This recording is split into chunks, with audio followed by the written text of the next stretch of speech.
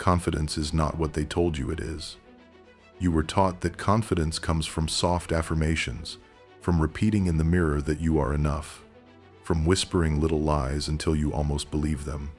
That is the doctrine of the weak. Real confidence, the kind that bends reality in your favor, does not come from comfort. It comes from confrontation, from war, from strategy, from a mindset so sharp it can cut through hesitation like a blade through silk. Machiavelli himself warned that men who wait for fortune to smile upon them will die waiting. Power belongs to those who seize it, not those who hope for it. And yet, most people around you walk through life as if they are spectators at their own execution. Think about it. How many times have you hesitated when you should have acted? How many times did you walk away from an opportunity because you feared what others might think? How many years will you waste living as a shadow of what you could be? Every moment you delay, someone else takes the ground that could have been yours. Caesar did not cross the Rubicon because he felt ready. He crossed because he knew hesitation was a death sentence. He gambled everything on boldness, and that single act of confidence shattered the old world, birthing an empire. But here is the problem. Society does not want you to be dangerously confident. Society prefers you to be obedient. They want you smiling politely, apologizing for your own existence, shrinking to fit into the tiny cage they built for you. Schools punish audacity. Workplaces reward compliance. Even your family might whisper that you should not aim too high, should not draw too much attention, should not make people uncomfortable. Do you see the trap? The world conspires to keep you docile because docile men are predictable. Docile men are controllable, and docile men never threaten the throne. I know this trap intimately. I grew up believing I had to earn permission to speak, to lead, to step into my own presence. I remember sitting in classrooms, burning with ideas, but never raising my hand because the voice in my head told me I was not good enough. I remember walking into parties and shrinking into corners, convinced that everyone else belonged and I was an intruder. I remember interviews where my hands shook, my voice cracked, and I hated myself for it afterward. I was a prisoner inside my own skin. Confidence was something I watched other people wear like armor, while I stood naked and unarmed. And then one day, I realized the brutal truth. No one was coming to save me. No mentor, no friend, no family member could hand me confidence. It had to be forged in battle. It had to be stolen from the jaws of fear. That realization was the first strike of the hammer against the steel. The old me had to die so something stronger could be born. History confirms this. Napoleon Bonaparte rose from obscurity, a Corsican outsider despised by the French elite, and through sheer audacity, he seized command of armies. He carried himself with the unshakable certainty of destiny, even when reality had not yet caught up. That dangerous confidence allowed him to command men twice his age, to reshape Europe, to force kings to kneel. And yet, his secret was not magic.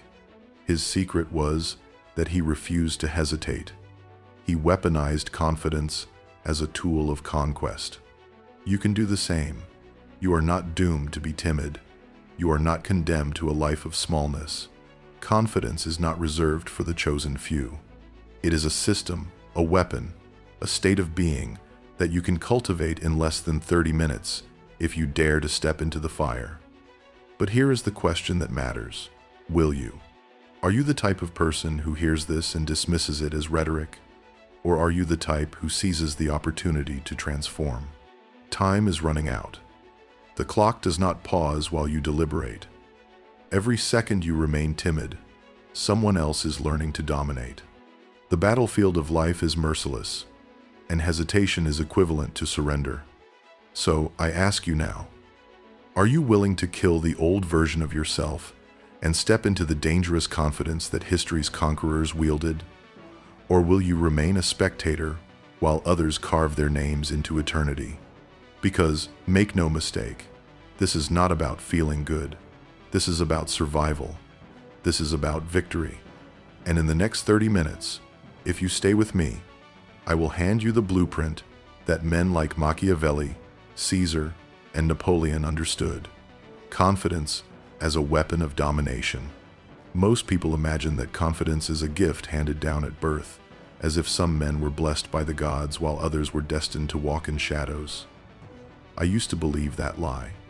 I was convinced that I was not built for presence, that I would always stutter when it mattered, that I was cursed to watch life unfold from the sidelines.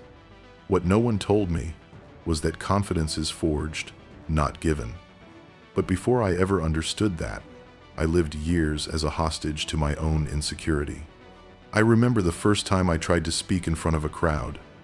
My chest felt like a cage of iron, my throat turned to sandpaper, and my mind went blank. I could feel dozens of eyes drilling into me, each gaze a spear piercing through my flimsy armor.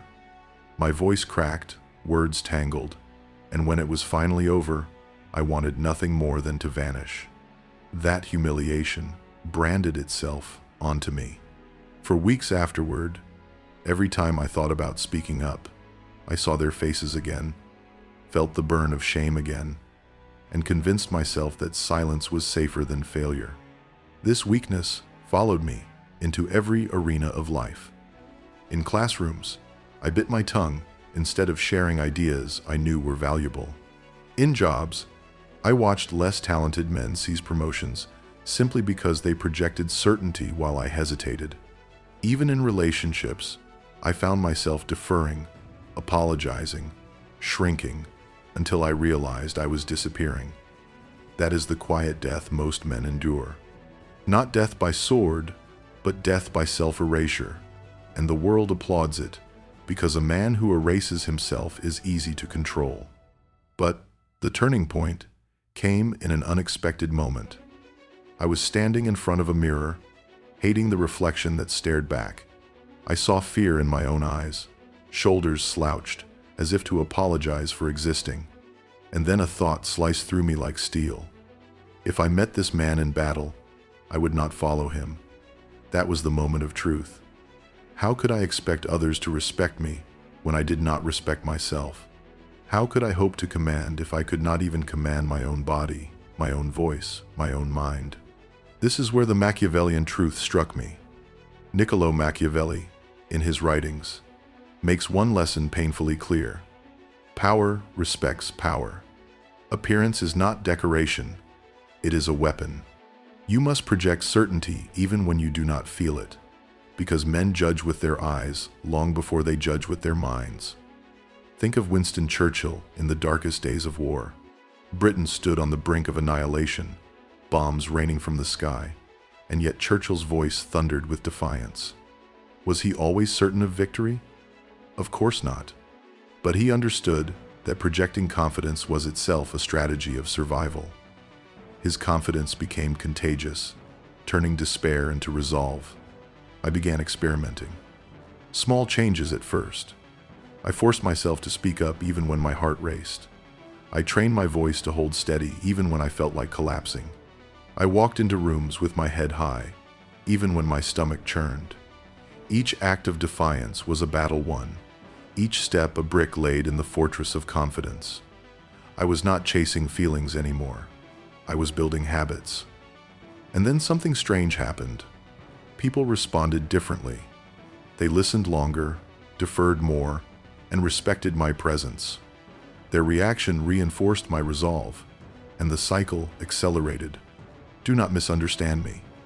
This was not easy. Each breakthrough required pain, embarrassment, even ridicule.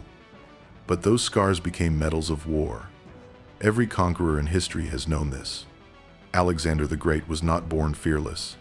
He was tutored, tested, and thrown into battles where hesitation meant death, until his confidence hardened into legend. Napoleon's certainty was sculpted by 1,000 risks. Caesar's calm came from marching alongside men through mud, hunger, and blood. None of them was gifted. They were forged. So when I tell you that you can become dangerously confident, I do not speak as someone who was born with the gift. I speak as someone who clawed his way out of the pit of insecurity and discovered that confidence is not a privilege, but a weapon available to anyone willing to suffer for it. The question is, will you suffer for it? Will you endure the fire long enough to forge steel from weakness? Or will you keep hiding, keep shrinking, keep living as a ghost in your own life? While others wait for permission, you can seize it. While others drown in doubt, you can breathe fire.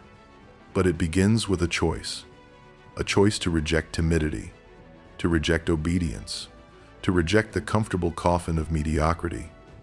Are you ready to choose? Or will you surrender before the war even begins?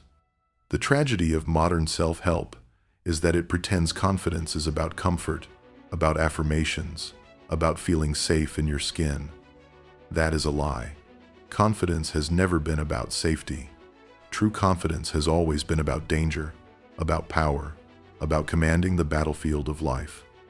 Machiavelli understood this better than anyone. In his work, The Prince, he declared that it is better to be feared than loved if you cannot be both.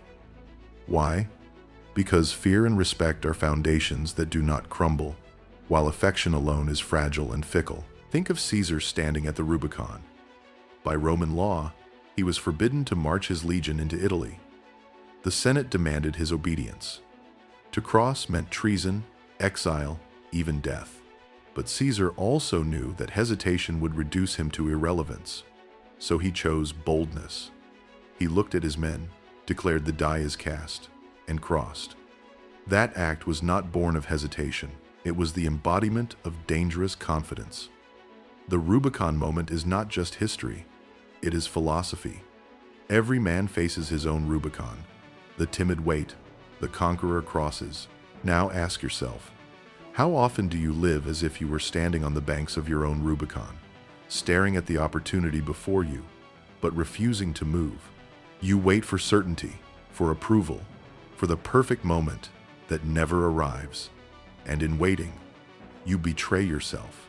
Machiavelli would call that a fatal weakness, because fortune favors the bold and fortune despises the cowardly. Confidence, then, is not a feeling to be chased. It is a discipline to be cultivated. Alexander the Great did not conquer Persia because he felt ready. He was barely 20 when he inherited his father's throne, facing enemies on every border. Yet, he projected certainty. He led with presence. And men, twice his age, men hardened by war, followed him across deserts and mountains because his confidence was like fire, dangerous, uncontainable, consuming. That is not magic. That is philosophy in action. Project strength until strength becomes reality. Consider also Winston Churchill. During the Blitz, London was reduced to rubble. Families huddled in basements as bombs thundered overhead.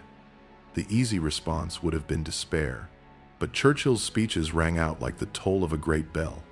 We shall never surrender. Did he know victory was guaranteed? No. But he understood the Machiavellian law that perception shapes reality. If the people believed defeat was inevitable, it would be. So he made them believe victory was possible. His confidence created resilience. His resilience created survival. This is the essence of Machiavellian confidence. It is not blind arrogance. It is a strategic posture. You stand tall not because you feel tall, but because others must see you as immovable.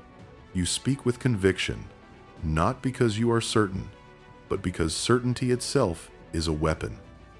You eliminate hesitation because hesitation is interpreted as weakness, and weakness invites attack. The modern man struggles because he has been told that humility, compliance, and self-doubt are virtues. But history proves otherwise. The kings, generals, and statesmen who shaped the world did not beg for permission to be confident. They seized it. They cultivated it through discipline, through audacity, through relentless practice of boldness until it became second nature. And when they projected it, the world bent around them. So here is the philosophy you must absorb. Confidence is war. Every day you walk into battle against hesitation, against timidity, against the conditioning that tells you to remain small. And every day you either win or you surrender.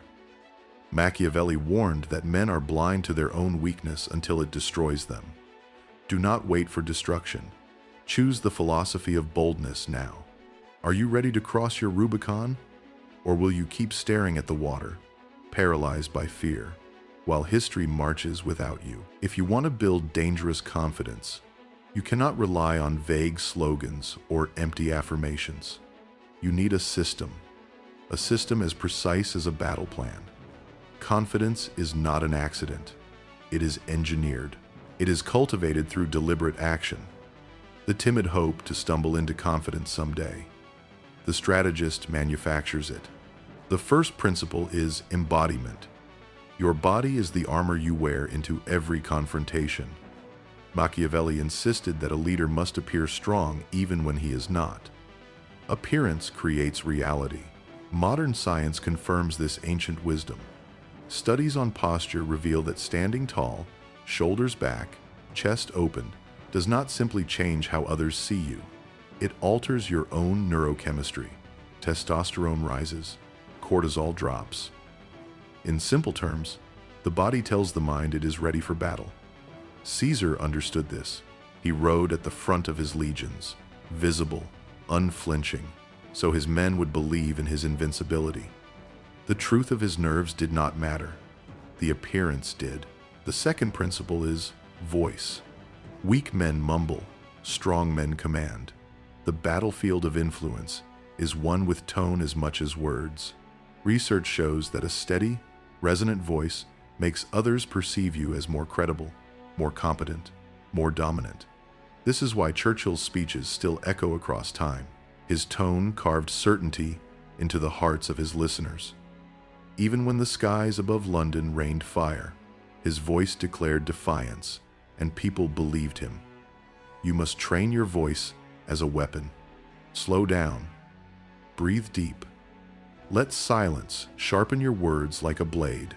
The third principle is decisive action. Confidence does not come before action.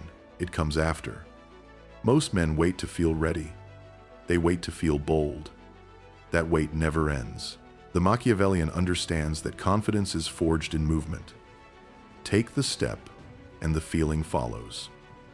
Think of Alexander charging into battle. He did not pause to debate whether he was worthy. He advanced, and in advancing, he created worthiness. Modern psychology confirms this. Small acts of courage compound into larger ones. Speak up once. Approach someone once. Make one bold decision. Each victory plants the seed of confidence. I tested this myself. I began by forcing myself to act before hesitation could strangle me. If I wanted to speak in a meeting, I spoke within 5 seconds. If I wanted to approach someone, I moved before my excuses multiplied. At first, my hands shook, my voice wavered, but repetition hardened me. Each small victory carved away at the old timidity until boldness became my default. People noticed, they responded differently, and their response reinforced my transformation. The system worked. So here is the evidence-based framework. Control the body, command the voice, act without hesitation. These 3 principles form the foundation of dangerous confidence. They are simple, brutal, effective. Most men will never apply them consistently because most men are slaves to comfort. But if you commit to this system, you will discover that confidence is not mystical, it is mechanical. Do the work, and the state follows. Now I ask you, are you willing to practice these principles daily, even when fear claws at your throat? Are you willing to train your posture, your voice, your decisions, until they become weapons? Or will you keep searching for shortcuts, repeating hollow affirmations while your life slips away? Because here's the truth. The world does not wait for you to feel ready. The world rewards those who act. While others drown in hesitation, you can rise. While others whisper, you can command. While others obey, you can dominate. The choice is before you. What will you do? Confidence does not survive on appearance and action alone. Those are the weapons you wield in battle.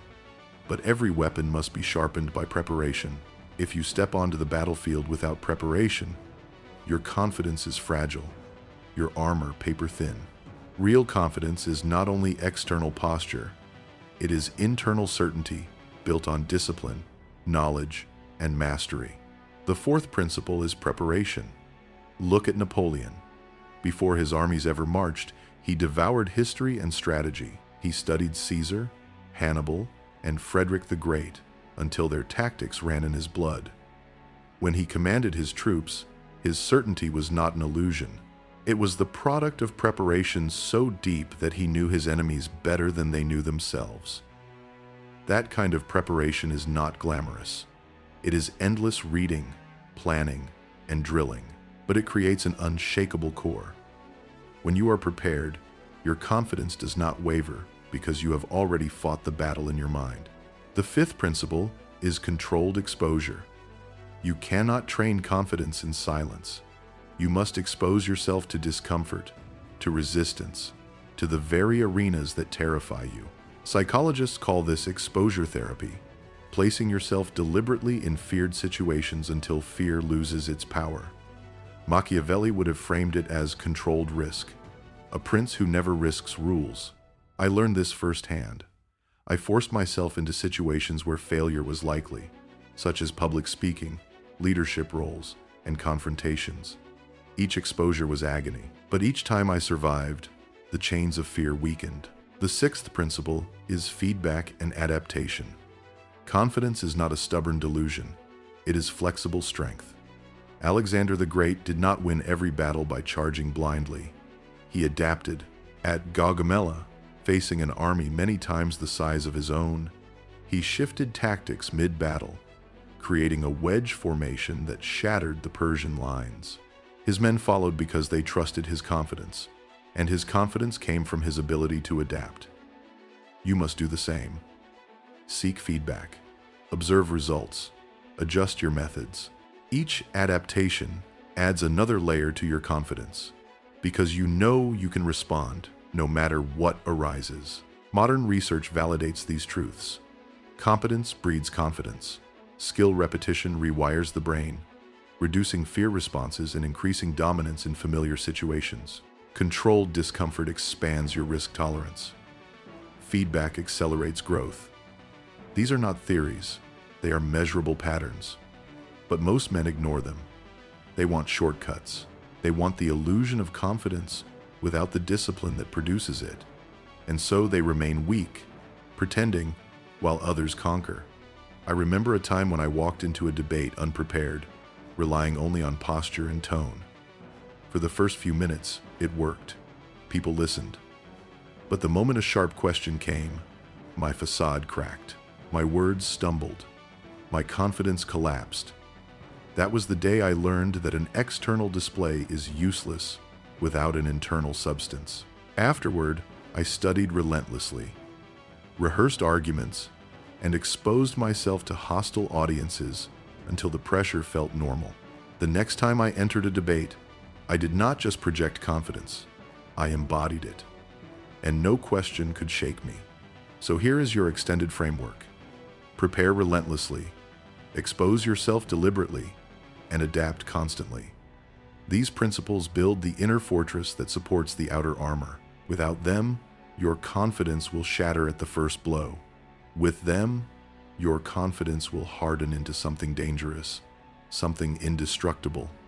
Now the question: are you willing to prepare when others are lazy? Are you willing to throw yourself into the fire of discomfort while others hide? Are you willing to adapt instead of clinging to ego? If yes, you will walk with the confidence of conquerors. If not, you will remain one of the countless forgotten men who never dared. The battlefield is waiting. Which side of history will you stand on? Every man who seeks dangerous confidence will face resistance. Not once, not twice, but daily, relentlessly, like an army hammering at your gates. The greatest mistake is to imagine that the path will be smooth. The truth is brutal. The moment you begin to project strength, the world will conspire to break you. Machiavelli himself wrote that those who change the established order will find enemies in all who profit from the old way. When you rise, expect resistance. When you stand tall, expect arrows. The first obstacle is fear. Fear is the assassin of confidence. It lurks in your chest, whispering that you will fail, that you will be ridiculed, that you are not ready. I remember the first time I volunteered to lead a team. Fear clawed at me. My mind painted visions of humiliation. For days, I almost withdrew. But I forced myself to endure. The meeting came. My voice shook at first, but then steadied. By the end, people looked to me for direction. Fear had been a phantom. It collapsed the moment I faced it. History echoes this truth. At the Battle of Austerlitz, Napoleon's men were outnumbered. Fear spread like poison through the ranks. But Napoleon walked among them, calm, confident, certain. His presence shattered their fear, and they fought with fury, delivering one of his greatest victories. Fear can only dominate you if you bow to it. The second obstacle is opposition from others. When you begin to change, people around you will resist. They will mock you, criticize you, and accuse you of arrogance. Why? Because your transformation exposes their mediocrity. Your boldness threatens their obedience. I lived this. When I started speaking more assertively, some colleagues rolled their eyes and whispered that I was trying too hard. But within months, the same men who mocked me were following my lead because results silenced their doubt. Caesar faced the same. Senators sneered at his ambition, called him a tyrant. Yet, when he crossed the Rubicon, many who cursed him soon bent the knee. Opposition is proof that you are on the right path. The third obstacle is failure. You will stumble, you will fall, you will embarrass yourself. Weak men interpret failure as proof they should stop, but conquerors see failure as the forge. I remember a speech where I forgot my lines and froze in silence. Laughter filled the room. Shame burned like fire. That night, I almost vowed never to speak again. Instead, I studied harder, rehearsed longer, until I could deliver under any pressure. That humiliation became the stone on which I sharpened my blade. Think of Abraham Lincoln, who lost election after election before rising to the presidency, or Churchill, exiled from politics before returning as Britain's savior. Failure is not the end. It is the initiation. The fourth obstacle is internal doubt. Even as you grow, voices will return. Who are you to lead? Who are you to speak with authority? I battled this endlessly. Even when others respected me, I doubted myself. The truth Machiavelli teaches is that it does not matter if doubt lingers inside you. What matters is the mask you wear before the world. Appear confident until your inner doubt surrenders. Appearance first, reality follows. So how do you overcome these obstacles? By expecting them, by embracing them, by transforming them into fuel. Fear becomes your compass. What you fear most is often the path you must take. Opposition becomes your proof. The louder they resist, the closer you are to power. Failure becomes your forge. Each mistake hardens you. Doubt becomes your teacher. It forces you to strengthen your foundation until certainty is unshakable. Ask yourself, will you retreat the moment fear arrives? Will you collapse when mocked? Will you surrender after one failure? Or will you endure, adapt, and rise, as conquerors always have? The battlefield is littered with the bones of men who quit at the first obstacle. Will you join them? Or will you carve your name beside the few who fought through resistance and emerged unbreakable? The war against hesitation is not won in one battle. It is a campaign. Each day you march, each day you fight, each day you grow. That is how dangerous confidence is built. Not by avoiding obstacles, but by conquering them. By now, you understand the foundations: posture, voice, action, preparation, exposure, and adaptation. These are the building blocks. But if you want to ascend beyond ordinary confidence into the realm of dangerous confidence, the kind that bends others to your will, you must go deeper. You must employ advanced strategies, the kind drawn from the playbooks of emperors, generals, and statesmen who reshaped history. The first strategy is deliberate identity construction. Machiavelli warned that appearances shape reality more than truth. You must decide how you want to be perceived and then design your life accordingly. Caesar crafted the image of a man favored by destiny. Alexander cultivated the persona of a godlike figure descended from Zeus. Churchill wrapped himself in the identity of Britain's bulldog. These were not accidents. They were deliberate masks, worn until they became flesh. Ask yourself, how do you want to be perceived? Then craft your clothing, your words, your habits, even your silence, to reflect that image. Consistency is power. When every signal you send reinforces the same story, people begin to believe it without question. The second strategy is controlled isolation. Too much exposure to the crowd dilutes your aura. A leader who is always available loses mystique. Machiavelli advised rulers to appear rarely, strategically, so that their presence would command attention. Napoleon understood this. He would retreat for hours into his tent, emerging only when decisions had to be made. His absence created anticipation. His presence created shockwaves.